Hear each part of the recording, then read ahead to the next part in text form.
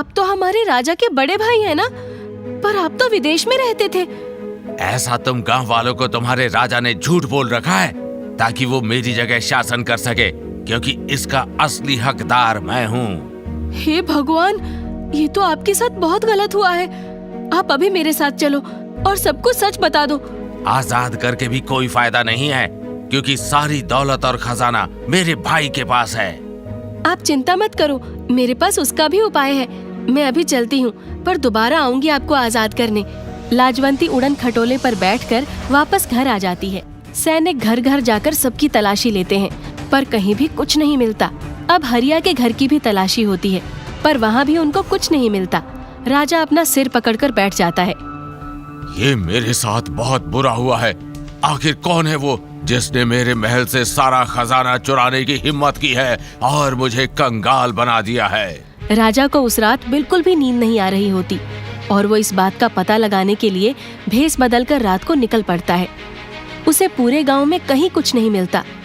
फिर वो अचानक हरिया के घर पहुंचता है और छुपकर उनको देखने लगता है। हरिया और उसकी बीवी भूसे के ढेर को ठीक कर रहे होते हैं, पर तभी राजा को वहाँ एक स्वर्ण मुद्रा दिखती है और उसे चोर का पता चल जाता है। आखिर मैंने पता लगा ही लिया कि मेरा खजाना किसने चुराया है। अब तुम दोनों को मौत की सजा मिलेगी। राजा उस उड़न खटोले पर बैठता है तो वो उड़न खटोला हिलने लगता है। राजा उसे कसकर पकड़ लेता है और तभी वो उड़न खटोला आसमान में उड़ने लगता है। अरे, ये तो सच में उड़न खटोला है। मैं तो इसकी मदद से कहीं भी उड़कर जा सकता हूँ। राजा कुछ देर तो बड़ा खुश होता है, पर काफी देर तक वो उड़न खटोला आसमान में ही उड़ता रहता है। जब राजा उसे नीचे उतरने को बोलता है तो वो उड़न खटोला उसकी एक नहीं सुनता। राजा चिल्लाता रह जाता है, पर वो उड़न खटोला उस राजा को इतनी दूर ले जाता है कि वो कभी वापस नहीं आ पाता। अब महल में अफरा तफरी मच जाती है कि राजा रातों रात गया तो गया कहाँ। अगले दिन राजा के सिंहासन पर राजा का बड़ा भाई आकर बैठ जाता है।